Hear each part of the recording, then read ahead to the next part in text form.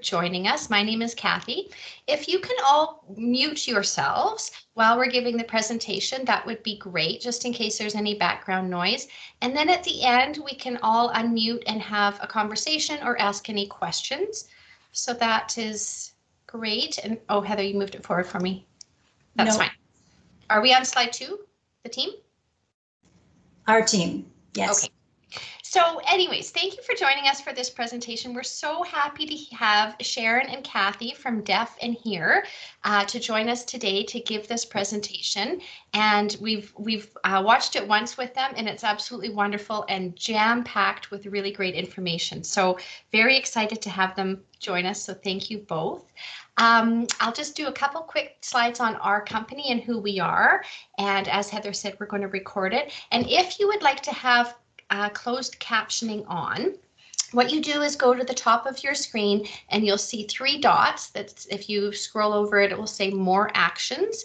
And then when you click that, about 2/3 of the way down, you'll see something that says turn on live captions. And so you can click that, and that's how you can have captions on if that helps to support you in attending our presentation. So please feel free to do that. And if it's not working for you, then you can put something in the chat and let us know, and we can stop and see if we can help address that. So Heather, if you could monitor the chat, that would be great.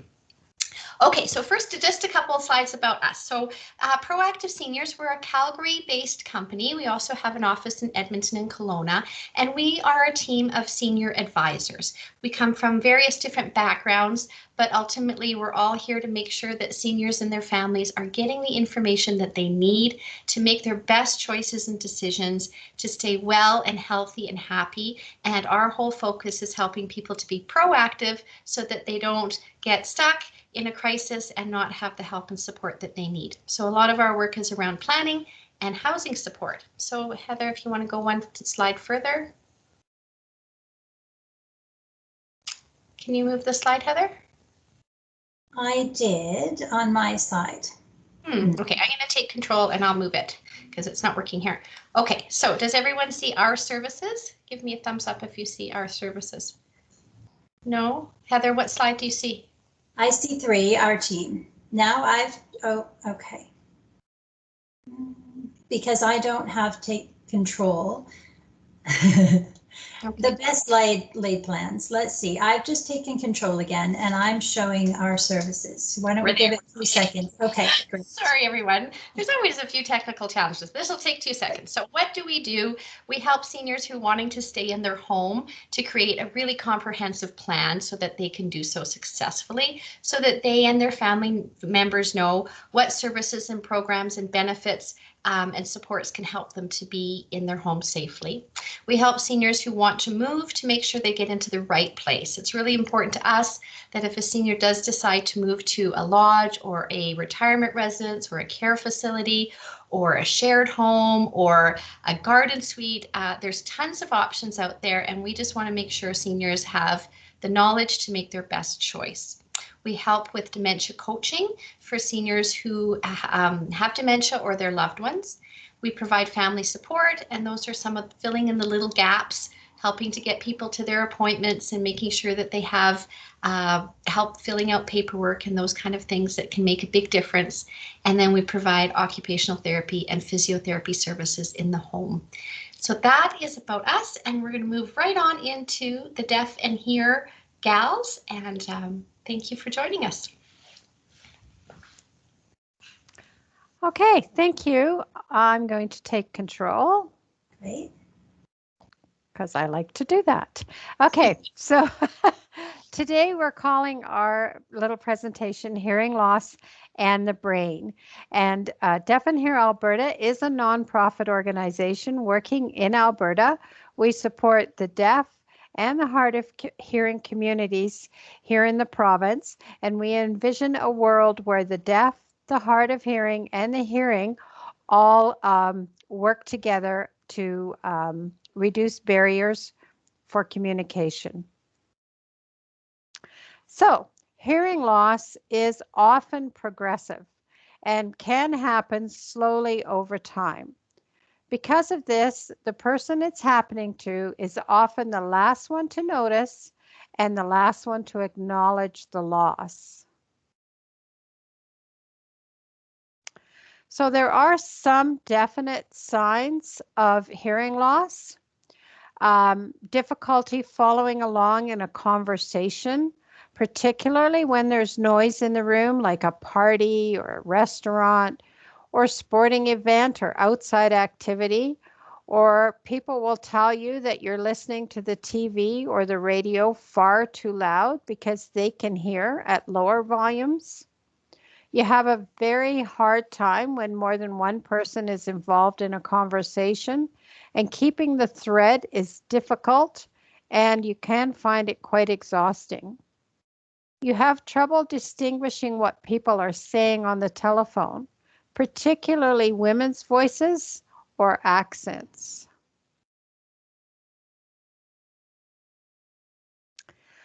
You can hear people speaking, and even if they speak louder, you may still have difficulty understanding everything they say. You quite often find yourself asking them to repeat what they said, and it sounds as though everyone is constantly mumbling because you can't clearly hear those words. Women and children's voices are particularly difficult to understand. You have started to stop going out to social events because of the frustration and the exhaustion of hearing loss.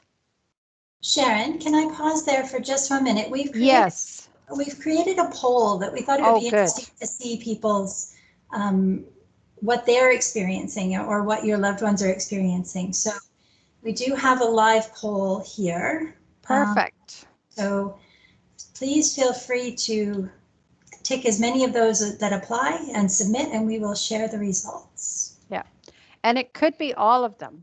So don't hesitate to click however many.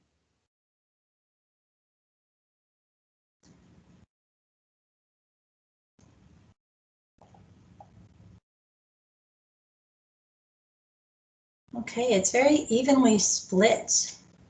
We're finding that a lot of people have a good number of them of difficulty in noisy environments and hearing understanding in group conversations, the telephone, radio, television too loud, and asking people to repeat themselves. Asking people to repeat themselves and mumbling a lot is a little bit lower.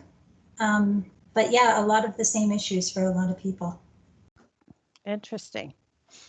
And also, that also applies to, is there someone in your family or a friend who you find is having these problems? So this is something that maybe the next time you're talking to a family member or a friend and you notice some of these issues, then you can sort of give them a nudge and say, oh, you know what? I think you may be suffering some hearing loss.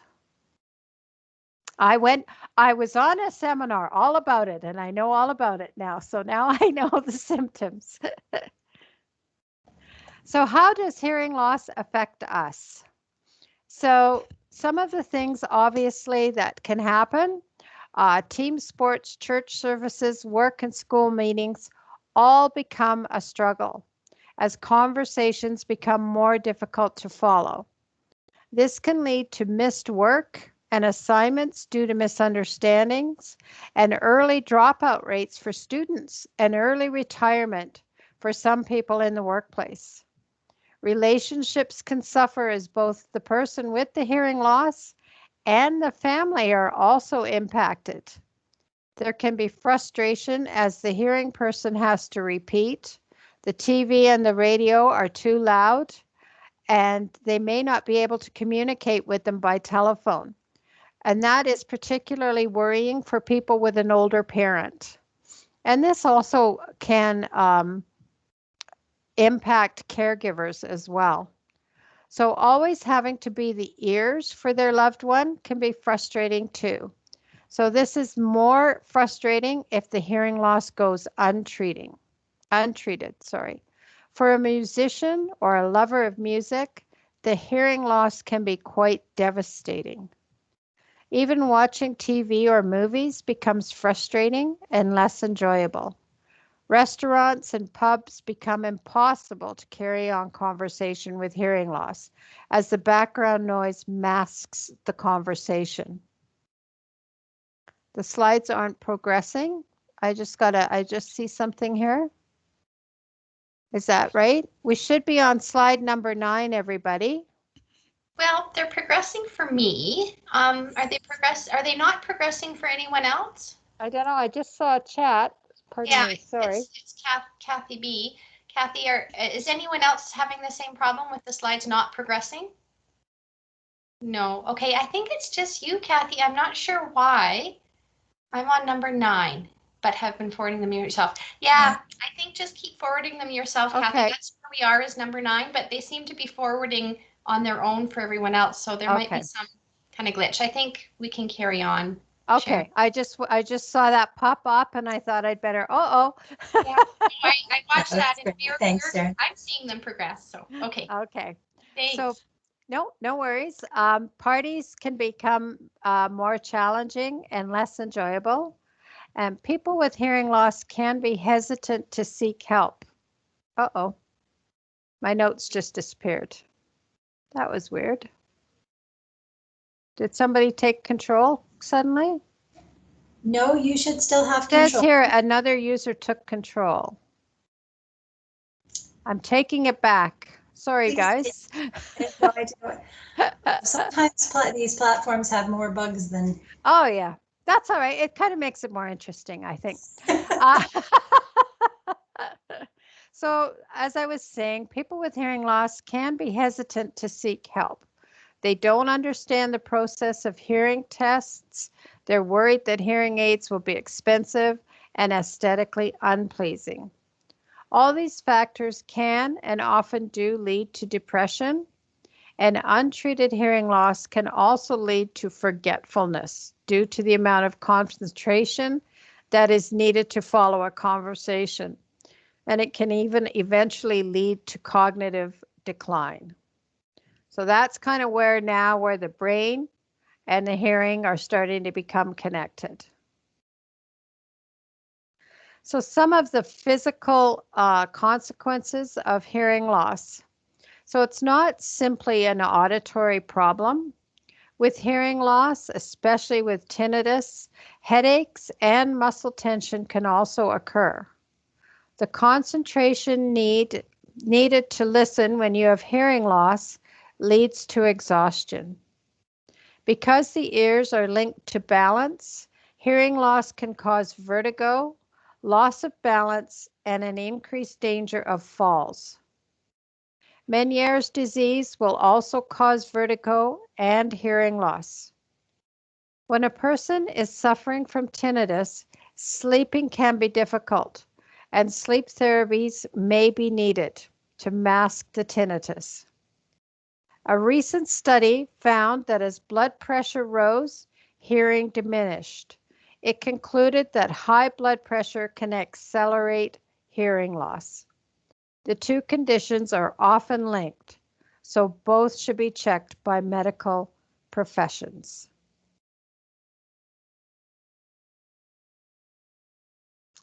So tinnitus is not from an external source. It is a symptom, not an illness in of itself, and it can sound like ringing or buzzing, hissing. Some people hear music, or it can be a combination of any of those things. Tinnitus usually gets worse when you're not feeling well. If you have a headache or you're catching a cold, it can get worse when you're in a highly stressful situation. And part of that, it's kind of a round a wheel sort of thing is you're stressed out, your tinnitus gets worse, and now you can't rest because your tinnitus is keeping you awake. So it's very important if you have tinnitus to see an audiologist and see what kind of therapies can be used to help. Sound therapy machines are available and they help quite a bit, especially at nighttime. So hearing loss and dementia, the risk of untreated hearing loss. Those with mild hearing loss are nearly twice at risk of developing dementia. Those with moderate hearing loss are 3 times at risk, and those with severe hearing loss are 5 times more likely to develop dementia. Those are very big numbers, and this is why we always encourage everyone to get your hearing checked, and if it's suggested that you wear hearing aids, that you do get hearing aids. For every 10 decibel increase in hearing loss, the extra risk for dementia jumps by 20%. For people over 60 who have dementia, 36% is associated with hearing loss. So those are huge numbers.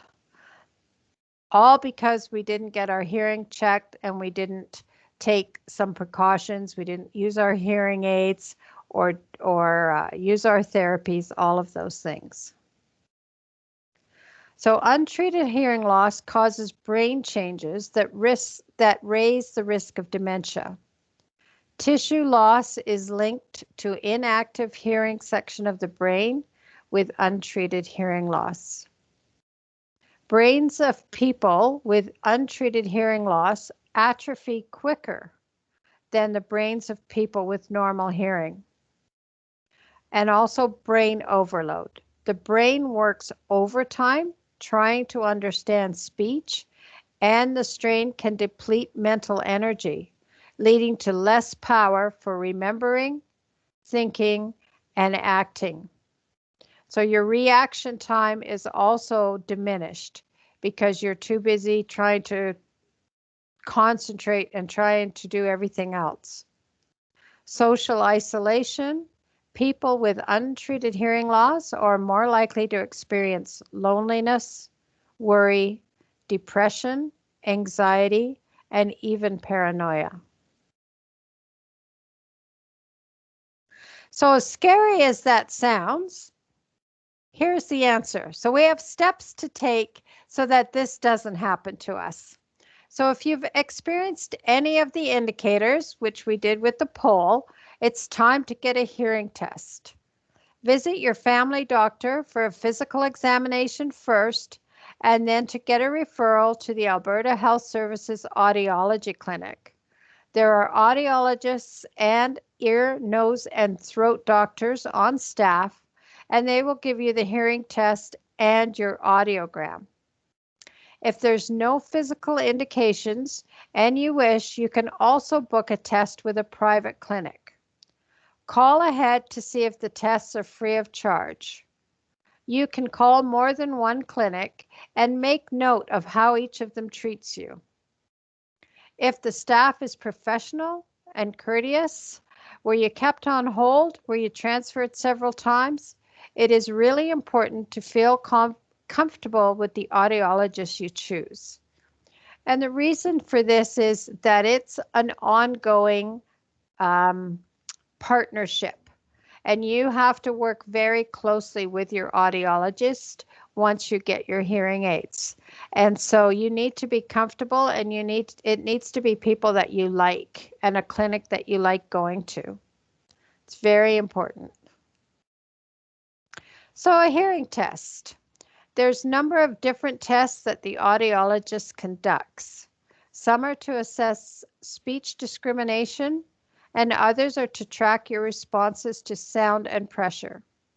The movement of the eardrum is also measured, as well as the reflex of the tiny muscles attached to the bones in the inner ear. So you go into a soundproof room, you wear headphones or earplugs that are connected to a device that sends sounds of different volumes and pitches to one ear at a time. And you will be asked to respond by raising your hand or pressing a button each time that you hear a sound. And so as you go through the test, the sounds get quieter and quieter and quieter, And then there's another one where there's background noise, and the background noise gets louder and louder. So I'm going to now put it over to Kathy. She's going to talk about all the devices and everything. So I'm going to hit stop presenting, and then I think, Kathy, you can go on, take control. Yeah, thank you, Sharon. You're welcome. I work with the Accessibility Services Department at Deaf and Hear Alberta, so I'm more about the technology and not the hearing aids so much as what we can help with outside of hearing aids. But I'll talk a little bit about what happens after you get your hearing aid from the audiologist clinic, the hearing aid clinic.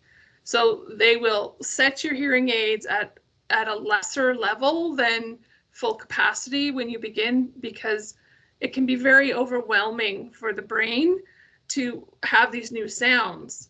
So it's something that you have to go back and visit the office on a regular basis when you first get new hearing aids, so that they can make those tiny adjustments so that your brain is not overwhelmed at the beginning.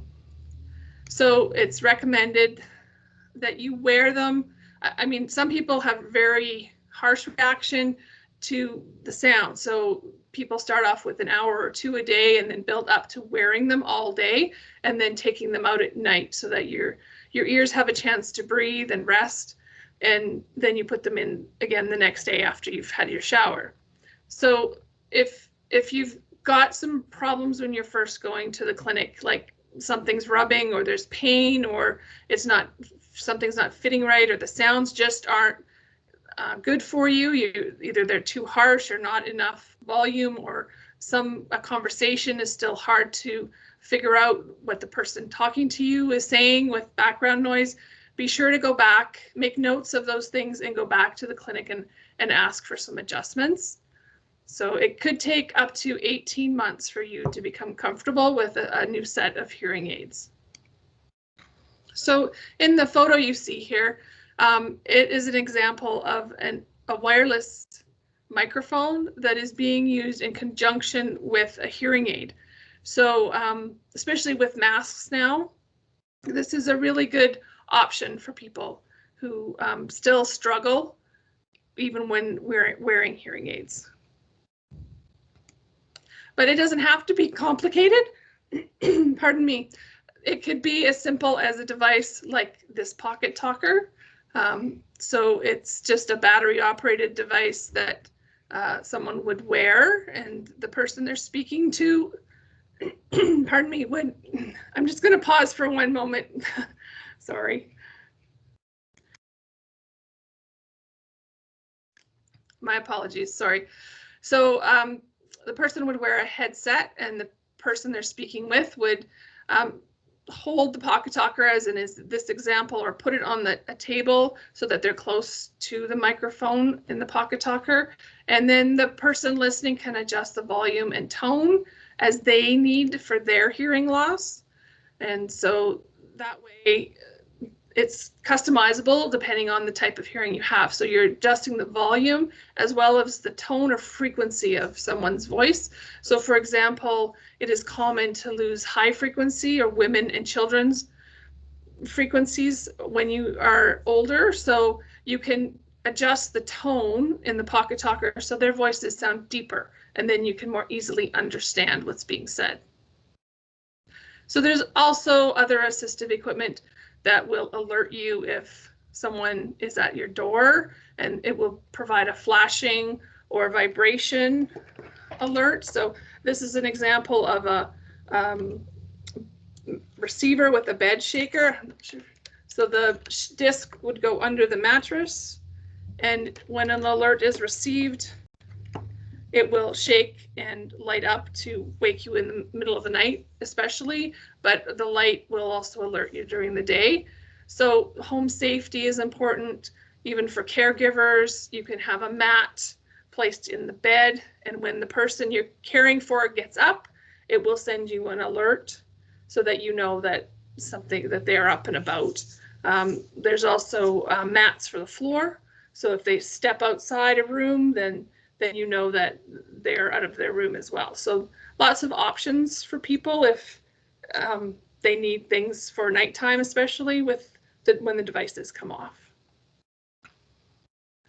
Okay, we'll go to the next slide. So these types of devices, assistive equipment, are all taxable. So it's best to talk to your tax accountant, but the hearing aids, a portion of those, the assistive listening devices, the home safety, those can all be deducted on your taxes. So it's a good idea to ask about that and keep your receipts. So then a little bit about some of our other programs and services at Deaf and Hear Alberta. As Sharon mentioned, we service the entire province of Alberta with assistive technology. We have an online e-store. People order from across Canada and we can ship it out to them. We have a peer mentoring program where someone who has lived experience with hearing loss would be paired with a mentee, and they set a goal, and over a few months they work towards that goal and get advice and try and test things to see what works for their hearing loss. Now that peer mentoring program right now is just funded for Calgary, but if anyone still needs assistance, don't hesitate to contact us. And also we have a Step Ahead neighborhood program where neighborhood volunteers are available to assist seniors with technology that could be their television set, that could be learning to use an iPad or a cell phone. It could be an amplified telephone like we offer here. So it's just helping any senior who's really struggling with isolation, especially now during the COVID restrictions. So, and Sharon and I do community outreach presentations like this one on sound advice and ways to cope. So we have several different topics if anyone's interested in that. And we do offer an electronic newsletter if anyone's interested in signing up for that. We send that out only by email. So we are, again, our website is online, deafandhearalberta.ca. Our e-store is accessible through that. Staff's here to help if anyone needs any assistance. And if you have any questions for Sharon and I now, I don't know if this is a good time for that. Sure, it's a great time for questions. Thank you so much, Kathy and Sharon. So if anyone has any questions, feel free to unmute yourself. And you can do that by just hitting the little microphone, and you can speak and ask a question, or you can type it into the chat. And yeah, maybe I'll start with a question. You may have said this, Sharon, earlier, but I was sort of responding to some chat stuff, so I might not have heard. But there seems to be a lot of different hearing companies. There's lots of companies in Calgary. You see so many of them. Is there, are they all kind of the same, or are they different? And I know you said that when you're choosing a hearing provider, that you should have a good relationship with them because you're going to be going back and forth. But how does someone pick between one company and another company and another company? Because there seem to be a lot around. Is there any tips you have? Well, it's like buying a used car, is how I kind of put it. So you don't just go into the first lot you see and, well, I want something blue with 4 doors. I'll take that one, because you'll be sorry. So the same thing actually works the same way with hearing aids. So that's why I say phone a few clinics ahead of time. Just get that feel on the phone. If they put you on hold right away, if they just say to you, you have to come in, we don't answer those questions over the phone, might not be a place that you maybe want to go. See if they're really customer centric. That's the most important thing. Ask a few questions. Do they sell more than one brand of hearing aid? Mm-hmm. Will they help you with any funding applications that are needed? Because seniors 65 and over are eligible for money from Alberta Aids to Daily Living, and the audiologist should be able to help you with that paperwork. So find out that, and really, really pay attention while you're talking to them on the phone and see what kind of vibe you get and see how comfortable you are. Because when you first get hearing aids, they are not set. They don't work like glasses. We put a pair of glasses on, we can go out, we can drive to the mountains, we can see.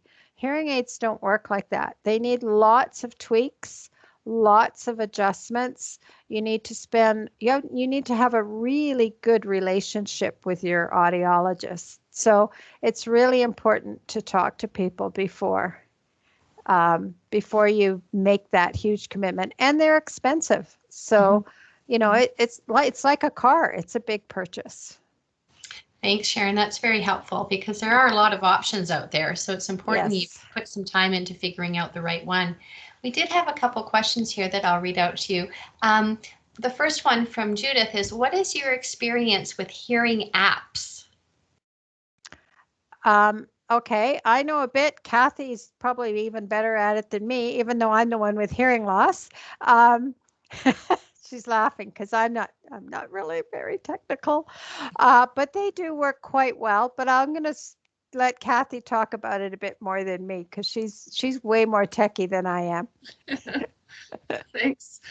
So I'm not sure, just to clarify what hearing apps means. Does that mean using your phone as a microphone, or does that mean using your phone to caption voice to text on an app? So maybe Judith, you could clarify that. And I'll move on to the next question that I see here about asking if Deaf and Hear Alberta is only in Calgary. We have satellite office in Edmonton, but with COVID, it hasn't been open. So we do try to serve all of Alberta, either by email, phone, text, video conferencing like this. So we do lots of consultations now via the internet. So you can still contact us even if you're not in Calgary. Okay. Maybe I don't know if we heard back from Judith on the clarification, but maybe just answer for both, Kathy. Like, what about the apps? You said the two different versions. Yeah, maybe just. Yeah.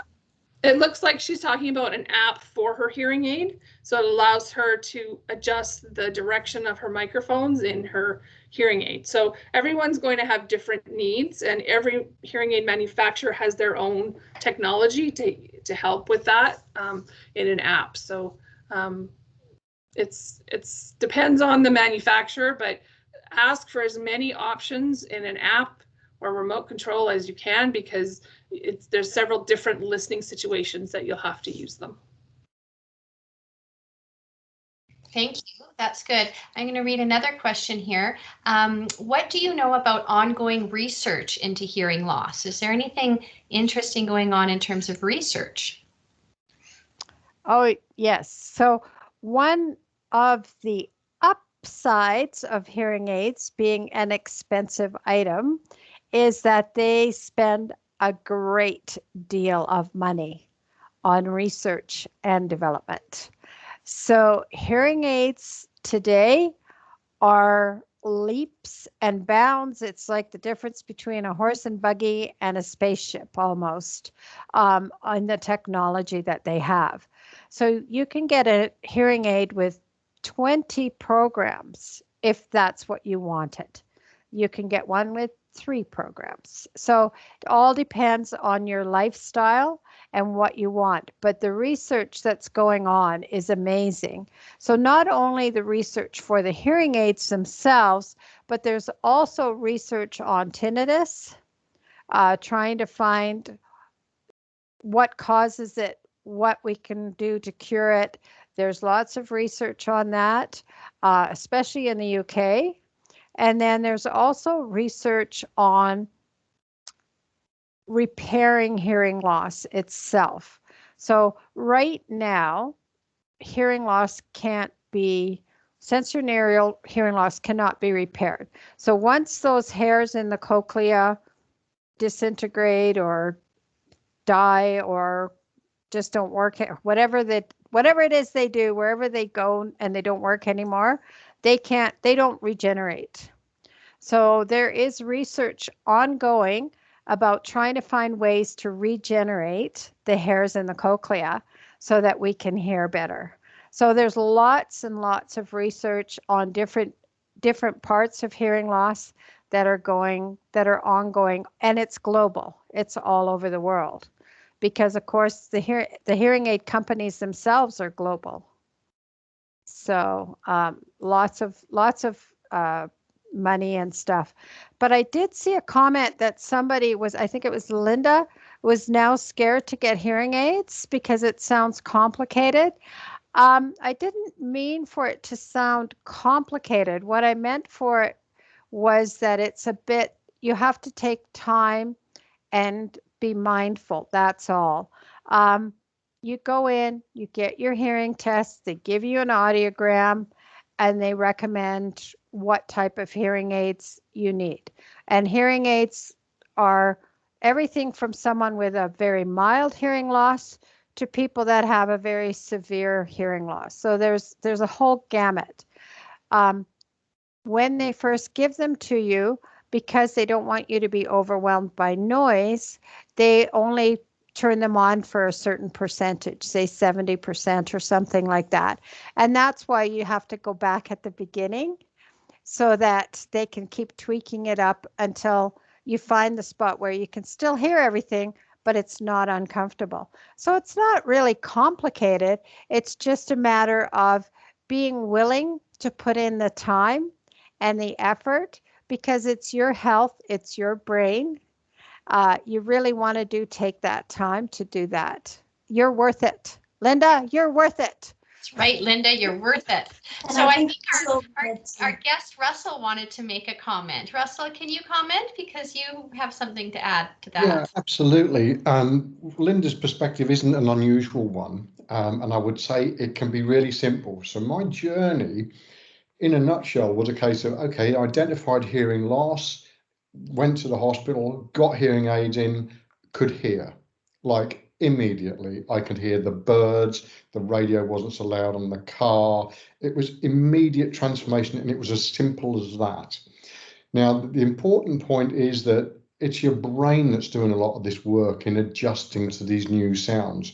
And Sharon's absolutely right. They set the audio levels at a point where you're not overwhelmed to start with. But then you go back and they tweak them a little bit, and you find that the experience gets even better.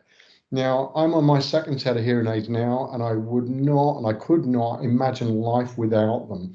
In terms of the quality of life improvement that you get, it can be phenomenal. We're all different. So when it talks about the complicated side of it, it's like buying anything you like.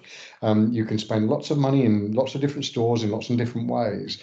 And it can be a little bit of a challenge to get a good audiologist who works with you and a good hearing aid supplier who works with you. But that little bit of work is really worth it. In terms of you, Linda, I don't know if you are in Calgary. If you are, definitely here Alberta run a mentoring program. I was part of that. I was a mentor and supported a lady who kept her hearing aids in her sock drawer for about 5 years until she decided, I want something better than this. So we worked together over a period of months to get her into a place where she wore them every day, all day while she was awake. She's now on her second set of hearing aids. And again, she could not imagine a life without her hearing aids. I would never dream of going back to putting them in the sock drawer. So a little bit of investment from you can really, really be hugely beneficial. So it's definitely worth having a go. What I would also say to finish is, Linda, I'm guessing you're female. That may not sound silly to say that, because I'm guessing a name is just a name. The reality is, and I put my hand up as a male and say this, is men are the worst for trying with hearing aids and giving up.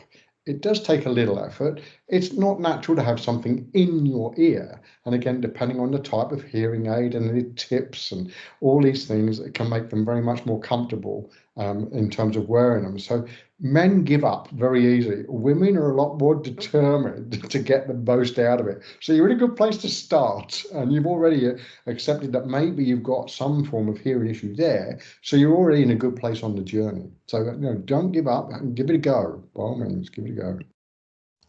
Thanks, Russell. That was so helpful to hear that from your perspective. I really appreciate that. I know you wanted to comment on the apps as well, but let's just see if there's some other questions here and we can go back to that. So um, let's see, what do you know about the new hearing aid that has the microphone in the ear canal instead of behind the ear? So Sharon or Kathy or Russell or whoever, does anyone know about this new hearing aid? I think that might be the Lyric. Is that the Lyric that? I assume they're talking about the Lyric. Yeah. Um, the Lyric does not work for everybody. So first of all, it would depend upon your hearing loss. So that's the first thing. And until you get your hearing test and you start working with your audiologist, you won't know that. That's number one. Number two is all hearing aids are expensive. The Lyric is the Cadillac. So it is, do you expect to pay a great deal more money for the Lyric than you would for a regular hearing aid. There are other hearing aids that do go in the ear. They're not all behind the ear, but again, depending upon what your hearing loss is and how much of a processor you need, depends partly on the style of the hearing aid as well. I hope that answers the question.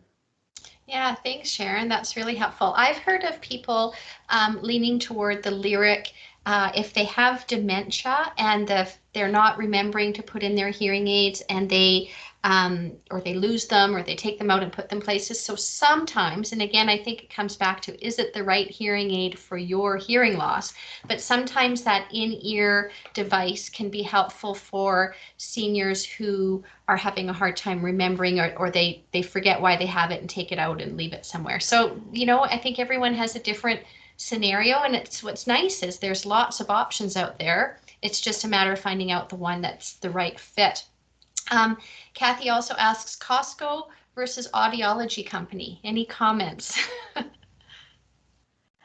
Um, Costco has audiology clinics.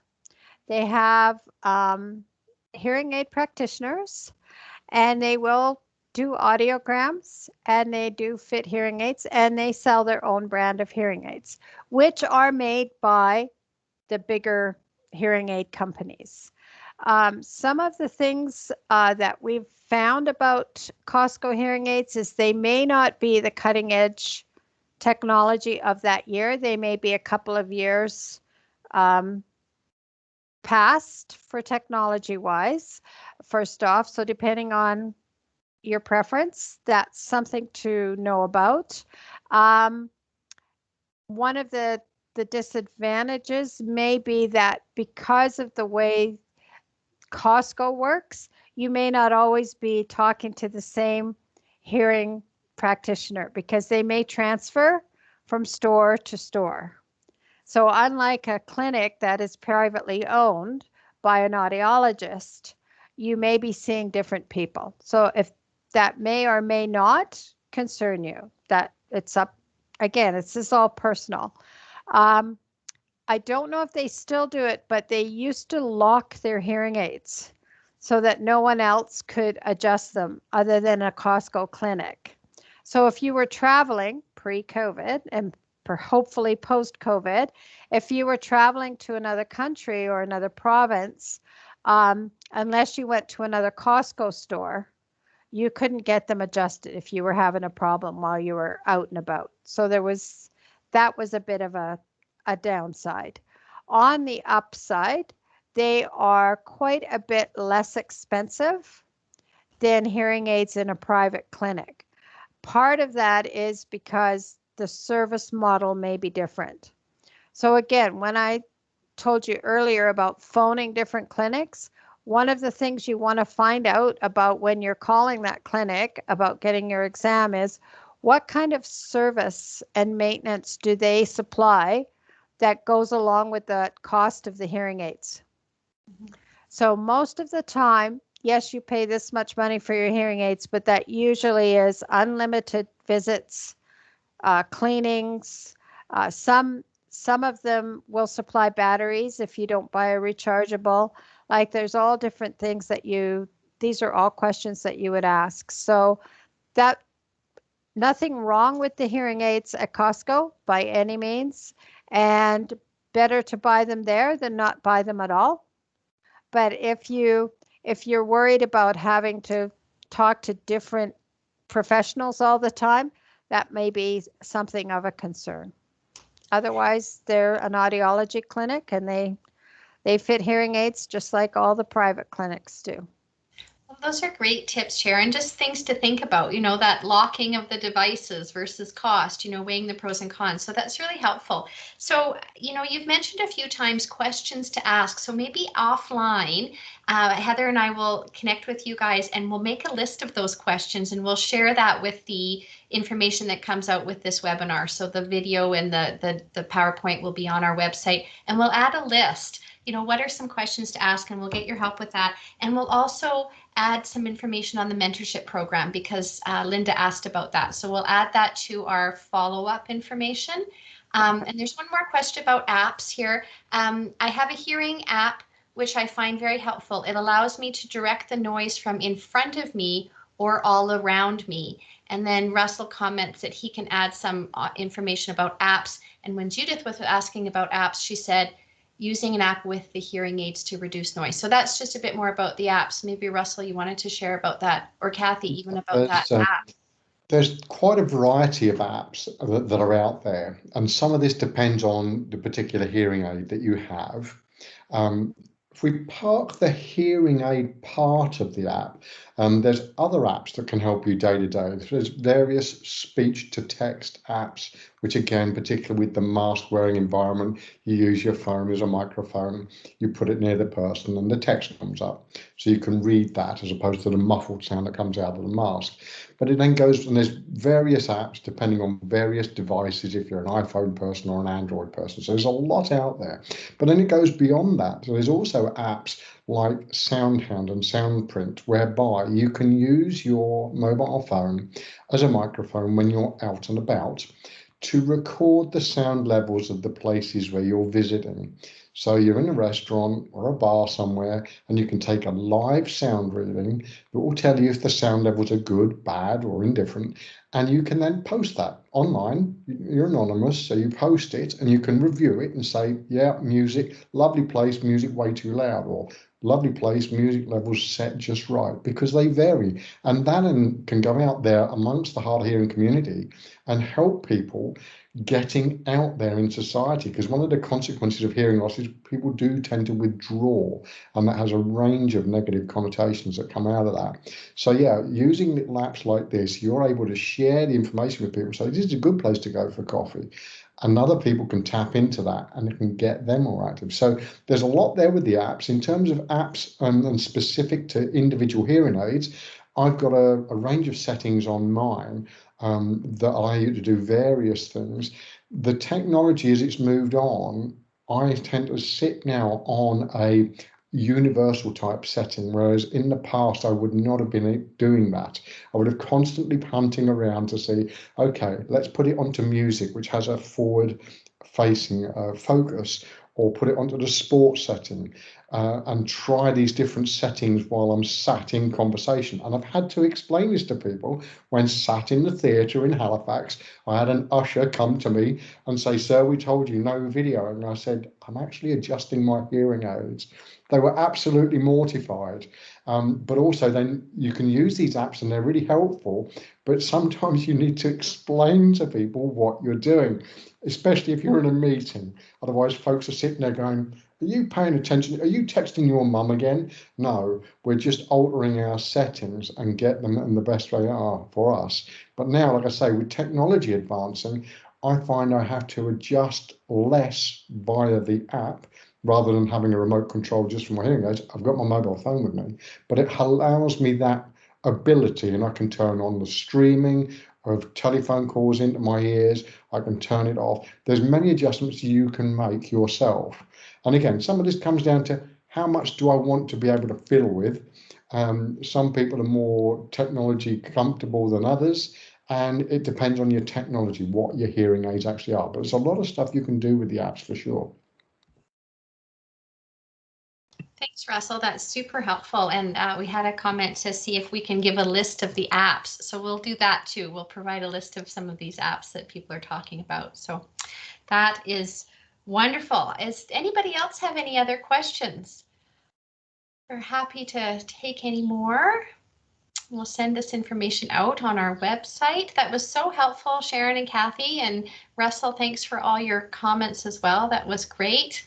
Yeah, clapping. Yeah, that was really very informative. I appreciate you guys helping us with this presentation. That was wonderful.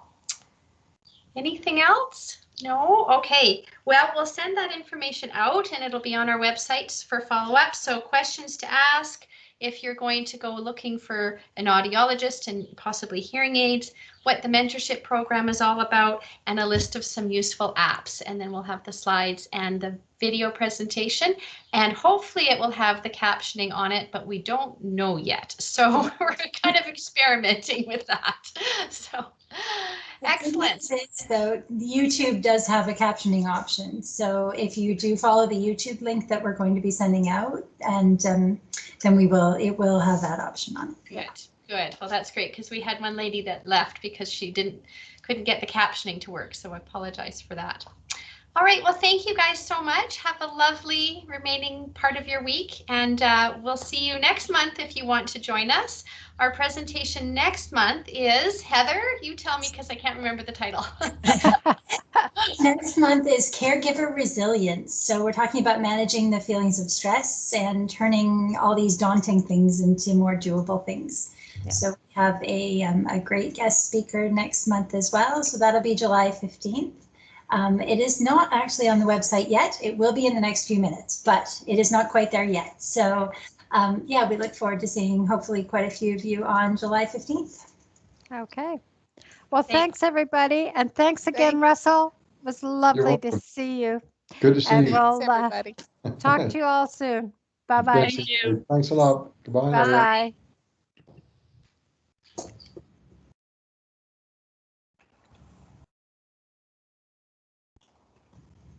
Kathy, you're muted. Heather, shall I stop the recording or do you want to? I can do that. Okay. Stop recording. There we are.